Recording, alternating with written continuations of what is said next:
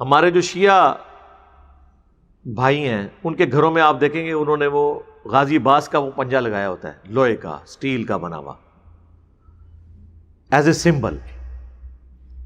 تو میں ان سے ایک معصومانہ سوال کرتا ہوں کہ آپ اپنے علماء سے ذرا پوچھیں کہ وہ پنجہ جس کو اللہ نے اپنا ہاتھ قرار دیا قرآن میں، سورہ فتح میں، بیعت رضوان کے موقع پر نبی علیہ السلام جب صحابہ کی بیعت لے رہے تھے تو اللہ نے فرمایا کہ ان کے ہاتھوں کے اوپر اللہ کا ہاتھ تھا اے نبی جب آپ ان سے بیعت لے رہے تھے صلی اللہ علیہ وآلہ وسلم. تو رسول اللہ کے ہاتھ کو اللہ نے اپنا ہاتھ قرار دیا، فزیکلی نہیں، ایک آنر کے طور پہ. پھر قرآن میں آیا غزوہ حنین کا ذکر، وما رمیت اذ رمیت ولکن اللہ رما. اے نبی جب آپ نے وہ کنکریاں پھینکی تھی نا کافروں کی طرف جس سے وہ اندھے ہو گئے تھے، جب حضور کے 12,000 کا لشکر آپ کو چھوڑ گیا، صرف 80 بندے ساتھ رہ گئے، جو بخاری مسلم میں آیا، قبیلہ حوازن کے تیروں کا سامنا نہیں کر سکے اس ایک متکبرانہ جملے کی وجہ سے کہ غزوہ بدر میں تو ہم تھوڑے تھے، غالب آئے تھے، آج تو ہم تعداد میں بھی زیادہ ہیں. تو اللہ نے فرمایا پھر زمین تمہارے لیے کیسی تنگ ہوگی، بھاگنے کی جگہ بھی تمہیں نہیں ملی. قرآن میں غزوہ حنین کا ذکر آیا.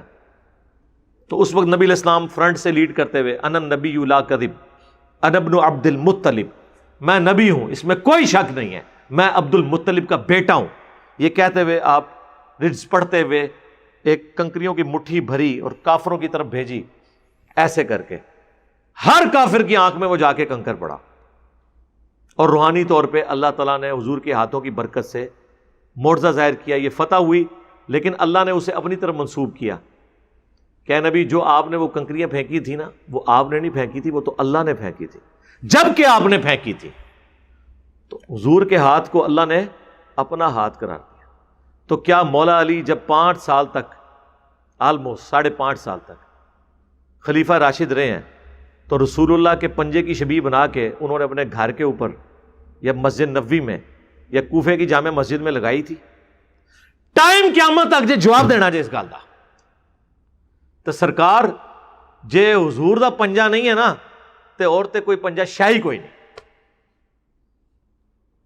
یا مولا حسین علیہ السلام نے کبھی مولا علی کا پنجہ لگایا ہو کہ میرا باپ تو وہ تھا کہ جس کو غدیر خم پہ اللہ کے نبی نے ہاتھ میں ہاتھ ڈال کے صحابہ میں بلند کر کے کہا تھا من کنت مولا فعلی مولا ہو،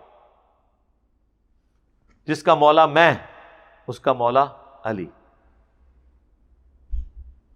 تو میرے باپ کا ہاتھ رسول اللہ نے اپنے ہاتھوں میں لیا تھا، لہذا میں مولا علی کے پنجے کی شبیہ اپنے گھر میں لٹکا لوں یا اس کا جھنڈا بنا دوں.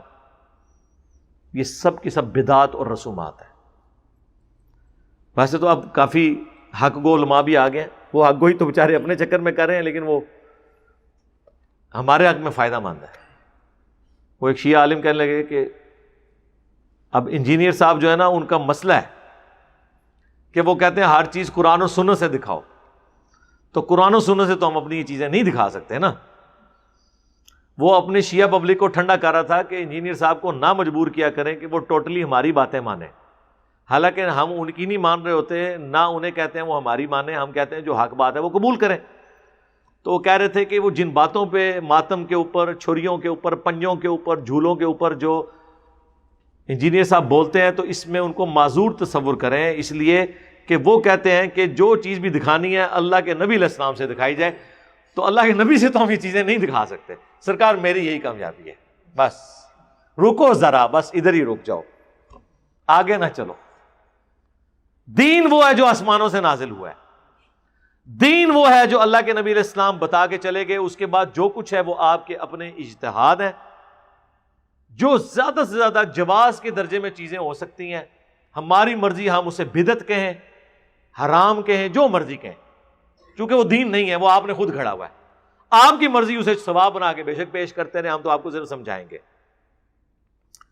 دین آسمانوں سے نازل ہوا ہے اور وہ کمپلیٹ ہو گیا. الیوم اکملت لکم دینکم واتممت علیکم نعمتی ورضیت لکم الاسلام دینا. آج کے دن ہم نے تمہارا دین تمہارے لیے مکمل کر دیا، اپنی نعمت تمہارے اوپر تمام کر دی، اور اسلام کو ایز اے ریلیجن تمہارے لیے پسند کیا. دین مکمل ہو چکا ہے. اب بعد میں جو کچھ بھی آپ ایڈ کر رہے ہیں نا، وہ آپ کی اپنی خرافات ہیں، جو کچھ ہے آپ ہمیں اس کا پابند نہیں کر سکتے. آپ کو ہم ضرور اس لیے کہیں گے کہ دین آسمانوں سے نازل ہوا ہے. نہج البلاغہ میں مولا علی علیہ السلام کا خطبہ ہے، شیعہ کی معتبر ترین کتاب میں نبی علیہ السلام کی میت کے اوپر جو مولا علی کا خطبہ ہے کہ یا رسول اللہ صلی اللہ علیہ وآلہ وسلم، آپ کی موت اگلے انبیاء کی موت کی طرح نہیں ہے. آپ کی موت کی وجہ سے آسمان کا رشتہ اب زمین سے منقطع ہو گیا، اب کوئی وحی نازل نہیں ہوگی. یعنی اللہ اب اپنے بندوں کو ڈائریکٹلی گائیڈ نہیں کرے گا. اور دوسرا انہوں نے کہا کہ اگر آپ نے ہمیں منع نہ کیا ہوتا تو یہاں پہ ہم آہو بکا کر کے اپنی جان دے دیتے، اگر آپ نے ہمیں منع نہ کیا ہوتا. ماتم بھی فارغ اور عقیدہ امامت کی ایسی شکل بھی فارغ جس میں کوئی یہ عقیدہ رکھے کہ آسمان سے کوئی خبریں کسی امام یا کسی بابے کے اوپر نازل ہوتی ہیں، چاہے وہ شیعوں کا امام ہو یا حنفیوں کا، شافیوں کا، مالکیوں کا یا حنبلیوں کا امام ہو. یہ عقیدہ رکھنا ہی باطل ہے، بالکل یہ منقطع ہو چکا ہے وہ.